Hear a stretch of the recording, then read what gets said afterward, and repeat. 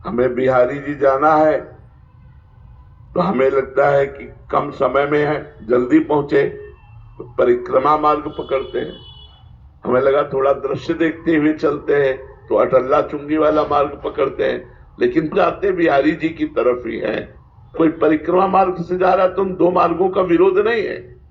अगर अटल्ला चुंगी से जा रहा तो उसका परिक्रमा मार्ग से विरोध नहीं है, मार्ग चलना है, इसमें विरोध क्या बात है।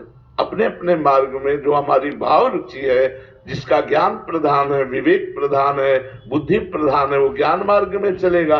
जो कर्म प्रधान है वो कर्म योग में चलेगा, जो भाव प्रधान है वो भक्ति योग में चलेगा। तीनों एक ही परब्रह्म परमात्मा का अनुभव कराते हैं।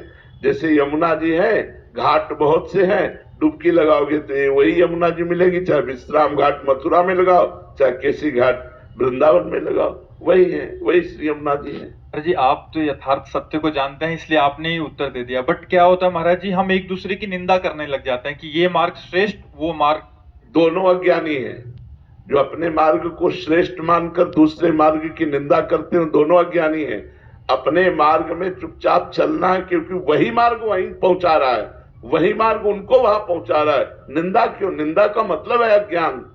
अविद्याग्रस्त प्राणी, अहंकारी, अपने मार्ग को, अपने भगवान के नाम रूप को श्रेष्ठ मानकर दूसरे की जो निंदा करता है, वो कभी भगवत प्राप्ति नहीं कर सकता है। वो असत मार्गगामी होगा ही, वो घोर अज्ञानी है। कोई भी हो, किसी भी संप्रदाय की, किसी भी वैष्णव की, किसी भी मार्ग की जो निंदा करता है, हर मार्ग भगवान के द्वारा स्थापित है, वो भगवान की अवहेलना करता है, अपने इष्ट और आचार्य की अवहेलना करता है, क्योंकि उन्हीं के द्वारा स्थापित मार्ग है। वो कैसे भगवत प्राप्ति कर सकता है?